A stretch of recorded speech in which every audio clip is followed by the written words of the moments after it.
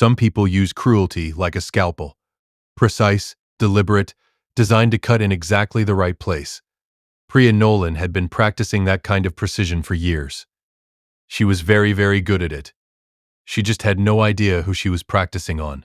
My name is Kelvin Jackson, 62 years old, retired commercial real estate developer.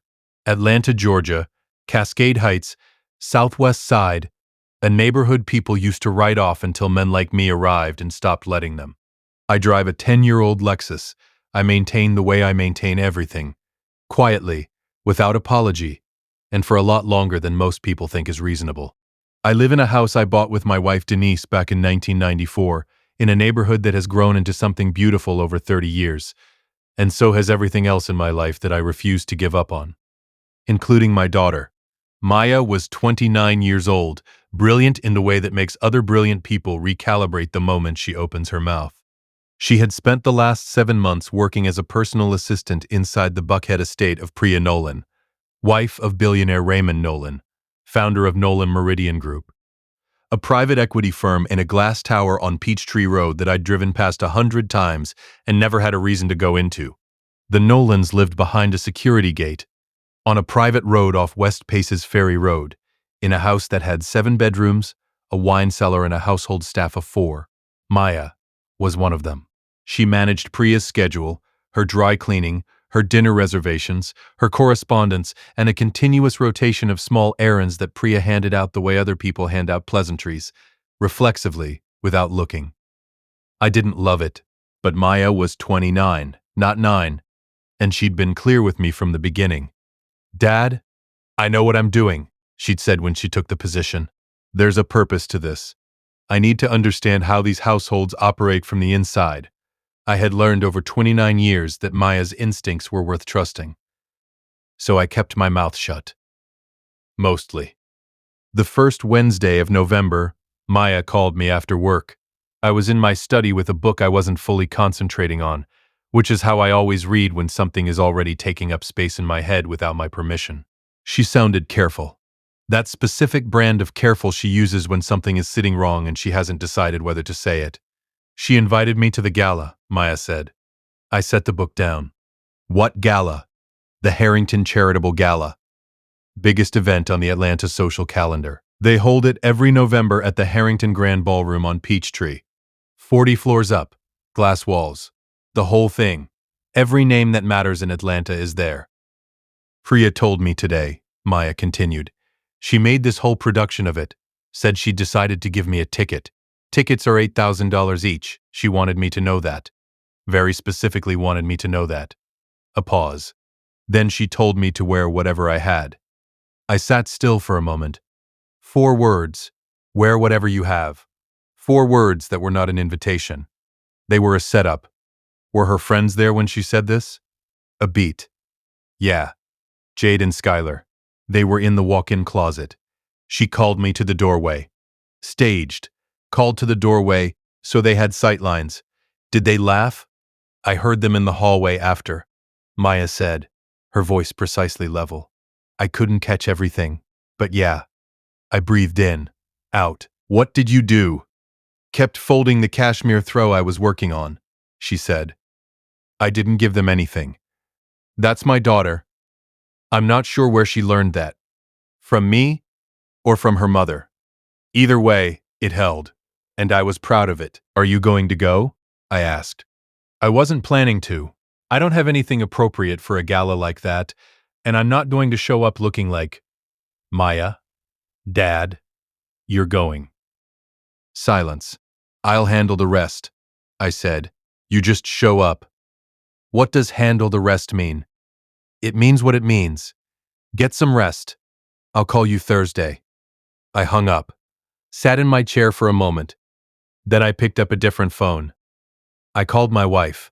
"Now, here is what you need to understand about Denise Jackson, because without understanding Denise, you cannot understand what happened next, or why Priya Nolan was about to have the worst Saturday of her very comfortable life." Denise Jackson was 60 years old, originally from Sydney, Australia, and had been building one of the most respected independent fashion design houses in the United States for the last 22 years. Denise Jackson's studio, headquarters in Atlanta's West Midtown Arts District, with a secondary atelier in New York, and a Paris relationship she had built over 15 years of showing at private runway events for the kind of buyers and editors who didn't attend the public weeks. She did not advertise. She did not pursue celebrity placements.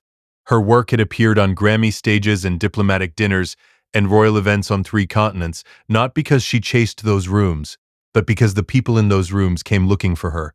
I met Denise in 1989 at a dinner party in Atlanta I almost didn't attend. She was 23 years old, fresh from a degree in textile design at Howard University, already making pieces out of a shared studio space she rented with 2 other designers. She was wearing something she'd made herself. I didn't know that yet, but I found out later. And she was the most interesting person in the room. She has remained the most interesting person in every room since then. We married in 1992. Maya was born in 1995. Maya grew up inside her mother's studio. Fabric samples on every surface, sketch pads everywhere. The organized chaos of a woman pouring vision into material form, with absolute precision. Maya had absorbed all of it. She just chose to build something different with it. Or so everyone thought. When I called Denise that Wednesday evening, I gave her the whole account. The gala, the staged invitation. Wear whatever you have, the laughter in the hallway. Denise listened without interrupting, the way she always does when she's already thinking 3 steps ahead. When I finished, there was a silence of about 4 seconds. Then, "What's the gala date?" "First Saturday of November," I said. "That's 11 days." "I know." Another silence. "Do you know what Maya's measurements are right now?" "I'll get them," I said. "Good." Her voice had shifted into the particular register it uses when a creative decision has been made, and what remains is execution. "I'll need 4 days for the primary build and 2 for finish work. Don't tell her anything. I want to see her face." I smiled into the phone. 33 years, and that woman still moves faster than anyone I know. Here is what Priya Nolan did not know about the young woman managing her household. Maya had not always been a personal assistant. 3 years before she took the Nolan position, Maya had been the creative director at a growing Atlanta marketing consultancy, building brand campaigns for mid-sized companies that needed someone who could translate complex business identity into language real people responded to. She was good. She was better than good. She had a name in Atlanta's professional community, a client list she'd built from scratch, and an offer from a larger firm in New York that she had turned down. She turned it down because she'd made a decision, the kind that takes more courage than it looks like from the outside. She wanted to understand something she couldn't learn at a desk. She wanted to know what it meant to move through the world without a title preceding her, without a reputation smoothing the path. She wanted to know who she was when the professional infrastructure was stripped away. So she took the placement agency position, moved into a midtown apartment with secondhand furniture, learned what it felt like to be invisible to people who had decided that was all she was. She was going to finish the year. Then Priya had stood in that doorway with that smile, and everything had changed. After the call with Maya, I drove to Denise's studio in West Midtown the next morning. The Denise Jackson studio occupied the ground floor and second floor of a converted warehouse on Huff Road. Exposed brick, 14-foot ceilings, bolts of fabric sorted by weight and color along an entire wall that Maya used to run her hands along as a child, like it was the most fascinating thing in the world. Denise was already at her drafting table when I arrived, pencil moving fast. She looked up. "I need her measurements," she said, before I'd fully closed the door. "And I need to know her coloring, what she looks like in the November light, not the summer light. Colors behave differently." "Deep blue," I said. "She's always been deep blue." Denise looked at me for a moment. Then she wrote something in the margin of the sketch. "I know," she said. "I dressed her for 24 years before you had to tell me." I sat down in the chair by the window, the one that's been there since 1999 and which I have sat in during more meaningful conversations than I can count. "What are you building?" "Something architectural," she said, not looking up. "The gala is black tie, ballroom scale. The room is the context. The dress has to know that." A pause. "And I'm resetting the stones from the closing piece. The original setting was designed for a runway. The scale is wrong for a ballroom. I want her to have something new. I looked at her. That piece has never left the studio. Go get me the measurements. That's my wife, 33 years, and she has never once needed more than 30 seconds to make a decision that matters. I got Maya's measurements through her friend Tanya, who shared an apartment building with her in Midtown, and who could be trusted to ask casually about something without tipping her hand. By Thursday afternoon, I had what Denise needed. I also called Arthur Sims. Arthur had a private jewelry studio on West Paces Ferry Road in Buckhead. 38 years in business, a client list he never discussed, and the kind of craftsmanship that came from 4 decades of handling things that mattered. I'd known Arthur since 2001 when I was developing a mixed-use property in Buckhead and gave him a long-term lease at a fair rate because his presence was worth more to the building than anything I could have extracted in rent. He'd been my friend since. I walked through his door Thursday afternoon. He looked up from his workbench. Kelvin Jackson. He set his loupe down. You look too calm for someone who walked in here on purpose. I'm always calm, I said. That's exactly what concerns me. He came around the counter. We shook hands. Sit, tell me. I told him everything. Priya Nolan, the gala, the staged invitation, the laughter in the hallway. Arthur listened. When I finished, he folded his hands. What does Denise say? She's building the dress herself, I said. Arthur was quiet. He picked up his pencil, started sketching without being asked.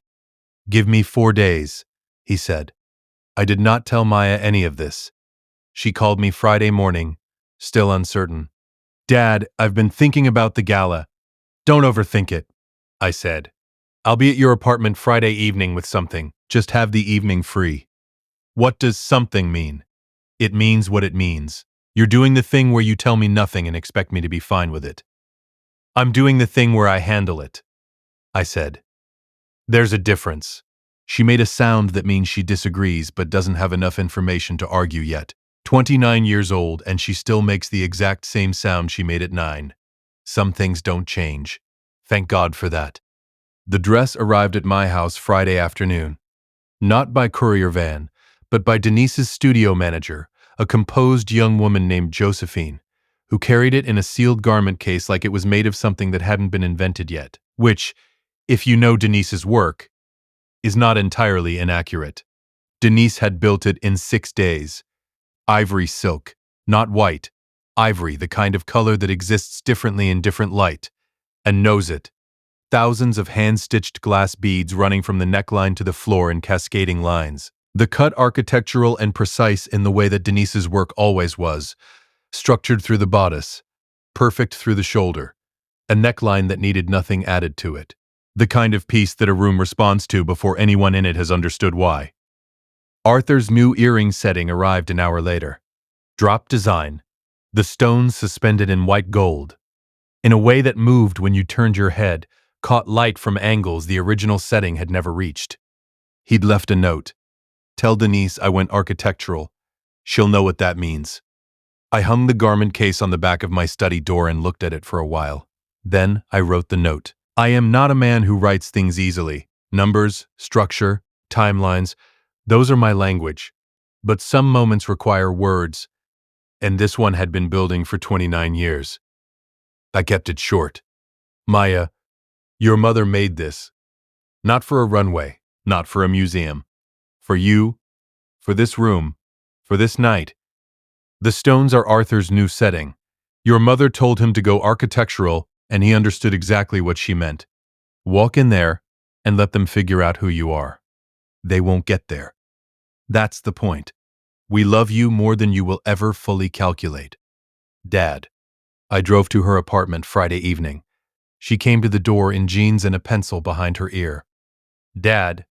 She looked at the garment case. What is that? Something for tomorrow, I said. She studied it. Then me. Dad. What did you do? Let yourself in, I said. Hang it on the closet door. Open the box on your dresser first. She did. She lifted the lid of Arthur's box. She went completely still. The earrings caught the apartment light and threw it back in 4 directions. These are... She stopped. Started again. Did Mom? Read the note in the garment case, I said. After I leave. Her hand was over her mouth. I kissed her on the forehead. Wear whatever you have, I said quietly. She looked at me. Something moved across her face. Recognition, and then something that wasn't quite a smile but was in the same family. I let myself out. I drove home through Friday night Atlanta traffic. Radio off. I didn't need it. I didn't know yet exactly how the next evening would unfold, but I knew my daughter. And I knew that when those two forces pointed in the same direction, the room they were pointed at had no idea what was coming. If you've been listening for a while and want accounts like this to keep coming, it really helps if you hit that like button and subscribe. 97% of people never do, but it's what keeps this whole thing running. So thank you. The Harrington Charitable Gala was held on the first Saturday of November at the Harrington Grand Ballroom on Peachtree Street in downtown Atlanta.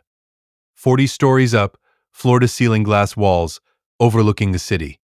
A venue where the flowers on the tables cost more than most people's monthly car payments, and no one in the room had noticed that in years. I was not there. That was intentional. My job was done. I had made the calls, arranged the pieces, stepped back. That's how real estate works. You build the structure, hand over the keys, and let it do what it was designed to do. The same principle applies to most things worth doing. I spent that Saturday evening at home in Cascade Heights with Denise. She'd come over at 6. She lived with me, but she'd been at the studio all week, and arriving at home felt like arriving the way it always does when two people have been married long enough that presence is its own event. She made Wagyu beef. I opened a bottle of red wine. We sat at the kitchen table and talked about everything except the gala, because there was nothing left to say about it. The work was done. The rest was Maya's. At 9:17, my phone buzzed on the table. A text from Maya. People keep asking who I am. Denise read it over my shoulder. She set her wine glass down very carefully, which is what she does when she's feeling something she doesn't want to spill. Good, I wrote back. Keep walking. Denise picked her glass back up, said nothing for a moment. Then, she's wearing it right. She always does, I said. We went back to the Wagyu beef. What happened at the Harrington Grand that evening, I know from Maya herself. Told at my kitchen table the following morning, with Denise beside me and 3 cups of coffee between us, in the animated, slightly disbelieving tone of someone who is still processing what their own life just did. She arrived at 7:50. The dress moved the way Denise had designed it to move. The silk caught the lobby light first. The glass beads came alive under the ballroom chandeliers. And Arthur's earring setting did exactly what he'd told me it would do. Threw light from across the room before anyone had consciously registered where it was coming from. Maya told us she'd been aware, walking through the entrance, that something in the room was reorganizing itself around her arrival.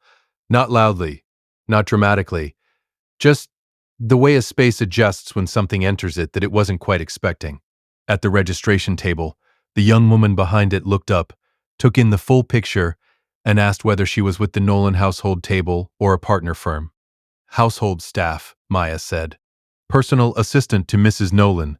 The young woman said of course, in the tone of someone who had just been handed a sentence that did not match the image in front of her and had decided not to pursue the contradiction. Priya had placed Maya at a table near the back of the room, standard positioning for household employees who received tickets as gestures rather than genuine invitations. Maya found her seat, ordered sparkling water, sat down with the composure of someone who had been raised by 2 people for whom composure was a non-negotiable. She didn't know it yet, but 3 tables away, Priya Nolan had noticed her within 4 minutes of her arrival. And the noticing was not going as planned. Here is what you need to understand about Priya Nolan, because without understanding her, you cannot understand why this particular evening hit her the way it did. Priya was not a stupid woman. She had sharp social intelligence. She read rooms, read people, understood power and appearance the way some people understand a second language, fluently, instinctively, without having to think about the grammar. That intelligence was real, and it had served her well. The problem was that she had never once applied it honestly to anyone she had placed in the category of staff. Those people were furniture. They registered as objects in the room, not as subjects with interior lives and histories she didn't know about. The category was permanent. In Priya's architecture, you didn't move out of it. You were assigned to it, and it held. So when Maya walked into the Harrington Grand Ballroom that Saturday evening, Priya's eyes caught her, because Priya's eyes caught everything. And then something unusual happened. The image didn't match the file. She knew it was Maya. She could see it was Maya, but the Maya in her file was a household employee in serviceable clothes who had been handed an $8,000 ticket she couldn't survive. And the woman moving through that ballroom in ivory silk and architectural diamonds was doing something that category didn't allow for. She was commanding the room's attention without trying. Priya leaned over to Jade. Jade looked toward Maya. Jade shrugged. Priya looked again. Harder. Jade looked again. This time Jade didn't shrug. This time Jade said something Maya told us she didn't catch. But whatever it was, it made Priya look a third time. I didn't know it yet, but the story Priya had written about that evening was already falling apart, and she was the only one in the room who knew it. At 8:20, a man Maya had never met approached her table. Mid-50s. Silver at the temples, the steady bearing of someone who had spent decades making significant decisions and had stopped needing external confirmation that they were right. He introduced himself as Dale Whitfield, a senior partner at an investment advisory firm that had worked with the Nolan Group for 11 years. He sat down across from her the way people in those rooms sit, directly, without preamble. "You're not an attorney," he said. "A statement personal assistant to Mrs. Nolan," Maya said. He looked genuinely surprised. Not performed surprise, actual recalibration happening behind his eyes. "How long?" 7 months. "And before that?" She told him. The creative director work, the consultancy, the deliberate step back. She didn't give him the full architecture of it. She gave him the honest version, which in those rooms is often more disarming than any credential. Dale Whitfield listened the way people listen when they've stopped waiting to speak. When she finished, he was quiet for a moment. Then he took a card from his inside pocket and placed it on the table with 2 fingers. "When you're ready to have a professional conversation," he said, "I'd like to be in it." He stood, nodded, and moved on. Maya pocketed the card. "She texted me at 9:17. I told her to keep walking." Priya came to her at 9:45. "Maya told us this part slowly, the way you tell a story you want to get exactly right, because you know you're only going to tell it once, and you need it to land." She was standing at the window wall. Atlanta spread below her 40 floors down, the city doing what Atlanta does on a Saturday night in November, which is burn gold and copper through the dark like it has something to prove. She was on her second sparkling water, watching the city, when she became aware of a presence to her left. She turned. Priya Nolan stood there in black, tailored, understated, the kind of outfit that announces I stopped having to prove anything years ago and now I dress to confirm it. Her expression was not the face she wore with household staff. It wasn't managed warmth or the efficient pleasantness of a woman handling an obligation. It was the face she wore with people she wasn't sure about yet. "You look wonderful tonight," Priya said. "Thank you," Maya said. A pause. "I don't think I've seen you at the gala before." "First time," Maya said. Priya's eyes moved. The earrings first, then the gown, the neckline, the way the silk moved, the inventory of someone who knew what things cost and was trying to solve an equation that wasn't adding up. Then her eyes came back to Maya's face. "Who made the dress?" Direct. No softening around it. When you run at the level Priya ran at, you simply ask. Maya smiled. "My mother," she said. Priya went very still. "Your mother. She has a design house," Maya said. "Denise Jackson Studio. She's based here in Atlanta." Something shifted in Priya's expression. The quiet internal rearrangement of a woman whose mental file on a person has just been retrieved and found to be catastrophically incomplete. "I know that studio," Priya said, carefully. "The way you say something when you're buying yourself 3 seconds to process. I've known that name for years. I tried to get a piece from that collection for a gala 3 years ago. I was told there was a 4-year wait list." "There is," Maya said. "My mother doesn't rush for anyone." Then at the dress. Then back at Maya. "This is the closing piece," Priya said, very quiet, "from the Milan collection." "Yes," Maya said. "That piece was never for sale." No, Maya said. It wasn't. The silence between them lasted perhaps 4 seconds. In that silence, Priya Nolan was doing mathematics, the kind that had nothing to do with numbers. She was recalculating 7 months of assumptions, 7 months of a story she had built about a woman she had looked at without seeing. Your mother sent this tonight, Priya said. For you. My parents arranged it together, Maya said. My father made a few calls. My mother made the dress. Priya looked at her. Really looked, the way she had stopped looking at people she'd put in permanent categories. I invited you, she said slowly, thinking you'd. I know what you thought, Maya said. Warm. No sharpness in it. No performance of forgiveness either. Just honesty. Delivered without drama. I think you know that I know. Priya's jaw moved slightly. A woman accustomed to controlling every room she entered, standing in one that had quietly gotten away from her. I'm glad you came, she said finally. And Maya told me, this is the part that stayed with me. It wasn't managed. It wasn't the careful warmth of a woman handling a social situation. It was the genuine response of someone confronting a reckoning they hadn't planned for and finding, to their own surprise, that they weren't entirely hostile to it. So am I, Maya said. Something moved across Priya's face. Maya described it carefully, looking for the exact word. It looked like the beginning of respect, she said. Not the full thing, the beginning. Maya stayed until 10:30, spoke to 12 people she'd never met, exchanged contact information with 7 of them, walked out of the Harrington Grand the way she had walked in. Alone. Unhurried. In no one's debt. She was at my kitchen table by 9 the next morning. Denise was already there. She'd stayed over, the way she did on the nights when Atlanta traffic wasn't worth the drive back, and the morning felt worth being present for. 3 cups of coffee. Sunday light coming through the kitchen window. The oak tree in the backyard catching the November wind. Maya sat down and looked at both of us. You two planned this together, she said. Not a question.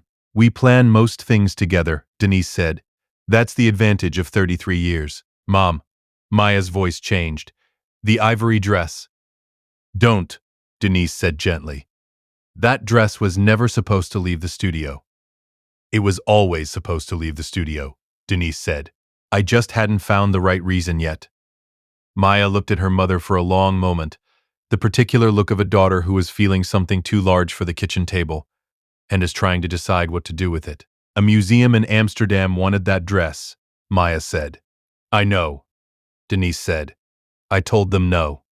Why? I wanted to see it move. She looked at Maya steadily. Now I've seen it move. The kitchen was quiet for a moment. Then Maya said, she knew the dress. Priya Nolan.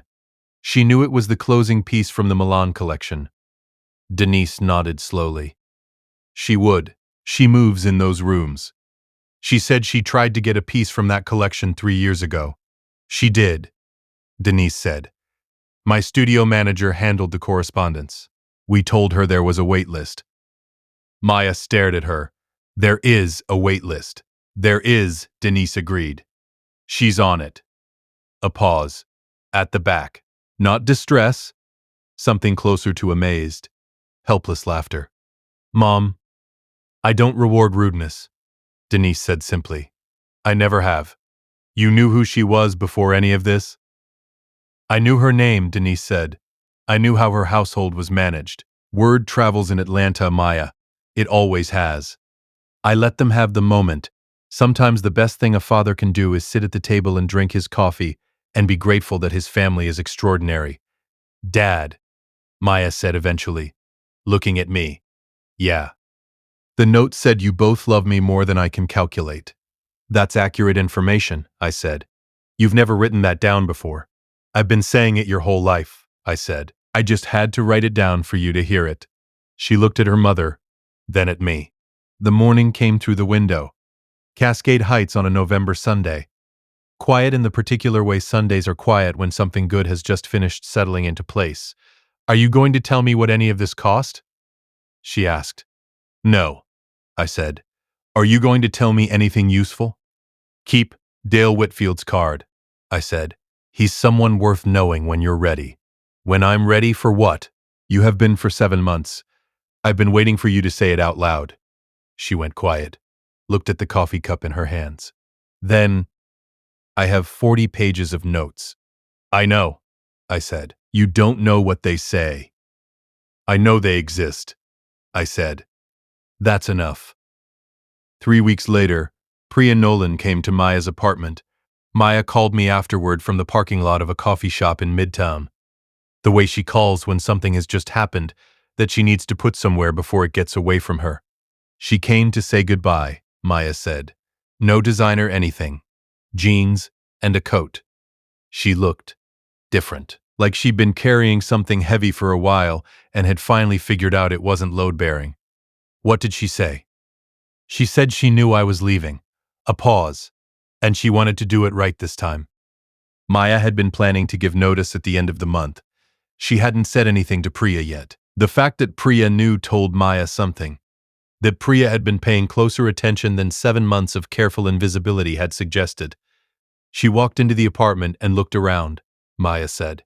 The second-hand furniture, the one plant, the stacked boxes.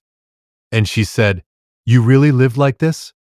The whole time, like it was something that had required courage instead of just a choice. What did you tell her? I told her that was the point, that I needed to understand what it felt like to move through the world without a name doing the work ahead of me. A breath. She asked what it taught me. What did you say? That dignity doesn't come from the outside. That the people I know from my old professional world move through life assuming they deserve to take up space because they've always been confirmed in it. And that assumption goes untested when the world keeps confirming it. She paused. I told her I spent 7 months learning that I still knew who I was when the external confirmation was gone. That was the real question. That's what I went looking for. Outside my study window, the November oak was bare now, 30 feet tall against a gray Atlanta sky. Did she hear you? I think so, Maya said. She said she'd been doing things differently since the gala, small things, noticing how she talked to people she decided didn't matter. A beat. She said she had a lot of noticing to do. Did she mean it? I don't think it's complete. I think it's the beginning. But I've watched enough people decide to change to know what the first real step looks like. It looks uncomfortable. She looked uncomfortable. I nodded to myself. That's right, I said. The discomfort is the work. Here is what Maya had actually been building in those 40 pages of notes. She called it Visible Ground, a consulting framework for organizations whose operations depended heavily on domestic and service workers, household staff, personal assistants, event workers, hospitality employees, who were systematically invisible to the people running those organizations. The premise was straightforward, and like most straightforward premises, it described something true that everyone had always known and no one had done anything about. Most organizations didn't know who their service workers were, not in any meaningful sense. They knew job titles, hourly rates, task lists. They didn't know histories, capabilities, professional backgrounds, ambitions. They had built operational structures on a labor force they had never once thought to look at. That was a structural blindness. And structural blindness in Maya's professional vocabulary was a problem with a solution. Visible Ground had 3 components. First, an organizational assessment process that mapped the full capability profile of service and domestic staff. What they'd done before this role. What they were capable of. What organizational knowledge they held that no one had ever asked about. Second, a training curriculum for household managers and executives on what unconscious status assumptions cost organizations in talent, institutional knowledge, and basic human dignity. Third, a direct advocacy arm that connected domestic and service workers with professional development resources, legal literacy education, and advancement pathways they were rarely told existed. She'd been building it in her lunch breaks at the Nolan estate, during the drives between dry cleaning pickups, in the margins of the schedule sheets she prepared every morning. 7 months of careful observation channeled into 40 pages that were going to become something real. Dale Whitfield called her 8 days after she sent him a summary. I want to hear more, he said. When can we meet? They met at a restaurant in Buckhead the following Thursday, the kind of place that required a relationship to get into on short notice. which Maya managed because she had spent 3 decades watching me navigate Atlanta's professional geography and had absorbed more than she'd ever acknowledged. She brought the 40 pages. Dale brought a colleague, a woman named Sandra Park, who ran a workforce development nonprofit with offices in Atlanta and Chicago. The conversation lasted 2.5 hours. By the end of it, Dale and Sandra were discussing a consulting agreement and a funding commitment to build out the first phase of Visible Ground properly. Not charity, an investment. Dale's framing, which Maya told me she'd appreciated, this is a market gap with a human cost. Those are the most durable problems to solve. Maya called me from the parking lot. Dad. Yeah. He said he came over to my table at the gala because he'd been watching Priya watch me for 45 minutes and couldn't figure out the dynamic. I didn't say anything. He said, and I'm quoting him, "I've been in this business 26 years. When someone in that position watches someone in your position that intently and can't hide it, there's always a reason worth understanding." And he asked me to explain what I was going to do with it. A pause. So I told him. Good, I said. And now we're doing it. Her voice had that particular quality, the steady forward momentum of someone who has just made a decision they're not going to second guess. Dad, tell Mom. She'll want to see the 40 pages, I said. I'll send them tonight. She'll have notes by morning. I know, Maya said, and I could hear the smile in it. She always does. I called Denise that evening. She was in the studio. She's always in the studio, late evenings when the city quiets down and the work clarifies. I told her about Dale, about Sandra Park, about the 2.5 hour conversation, about the funding commitment. Denise was quiet for a moment. Does she have a name for it? Visible Ground, I said. Another pause. That's a good name. I thought so. Kelvin. Her voice shifted into the register it uses when she's going to say something she's been holding for a while. Do you remember when she was 4 years old and she walked into the studio for the first time and went straight to the fabric wall and stood there for 20 minutes just running her hands along the bolts, not touching anything with purpose? Just feeling everything. I remember, I said. I used to think she was going to be a designer, Denise said. But I was wrong.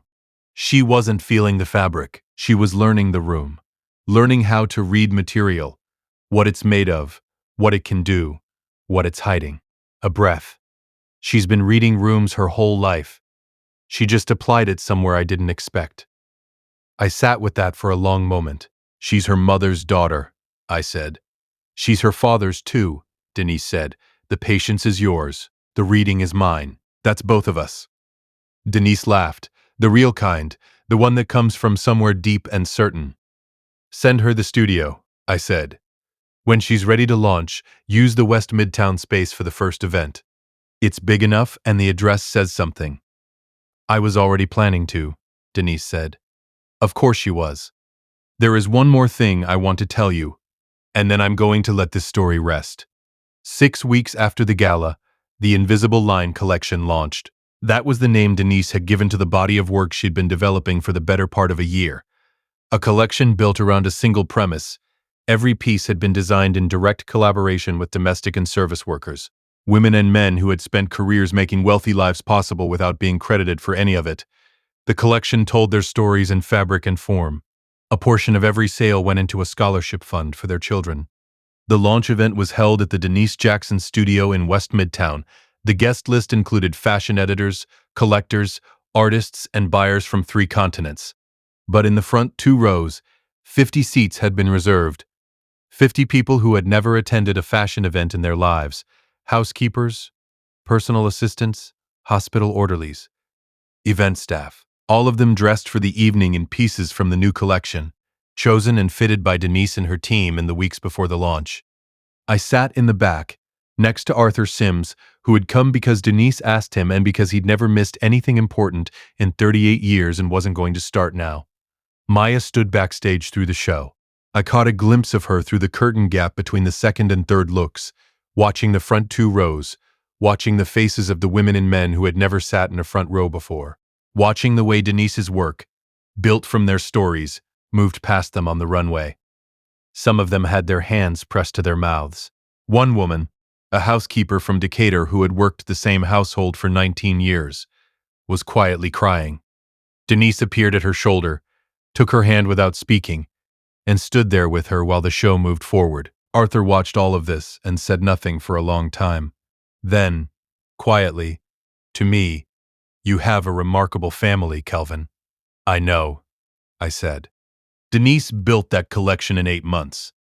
She builds fast when the reason is right," I said. "And Maya," he gestured at the curtain, where Maya was still watching the front rows. "She's going to do something with that organization of hers." "I know," I said. "How do you know?"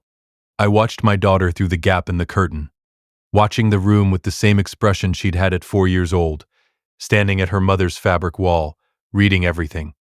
"Because she's been building it for 7 months without telling anyone," I said.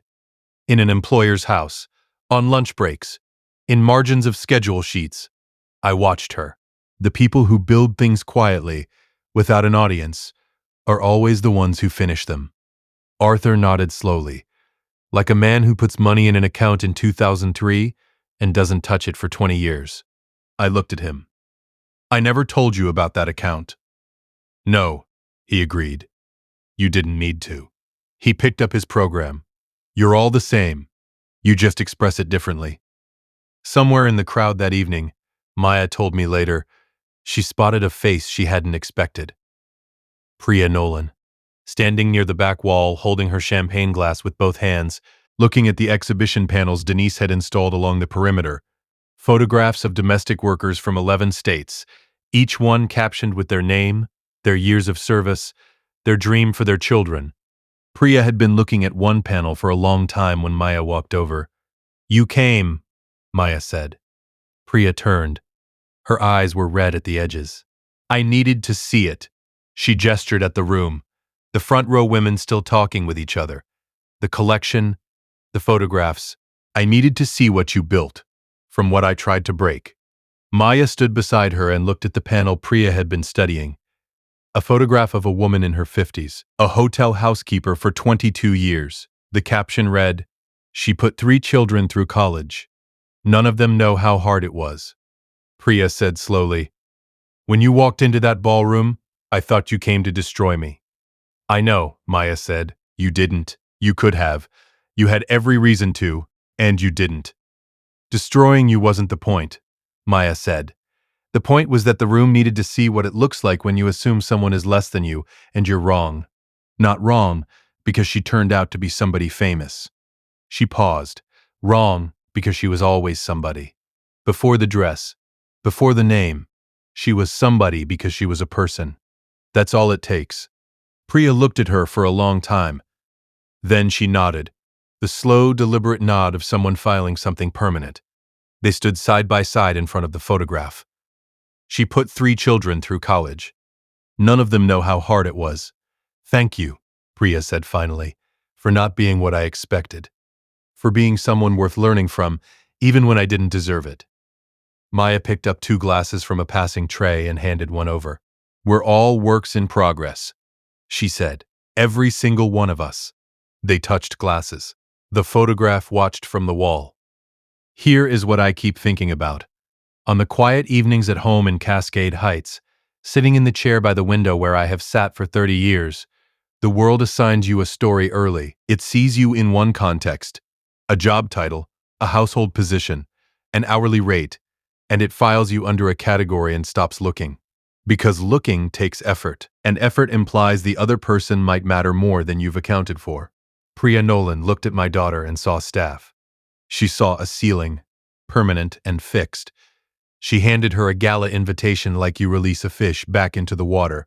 Sportsmanlike, she'd probably have said, if pressed.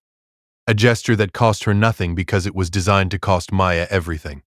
She did not see a woman who had walked away from professional success voluntarily to test her own character. She did not see 40 pages of notes written in lunch breaks and schedule sheet margins. She did not see a father sitting in Cascade Heights with 20 years of patient investment and a jeweler on speed dial.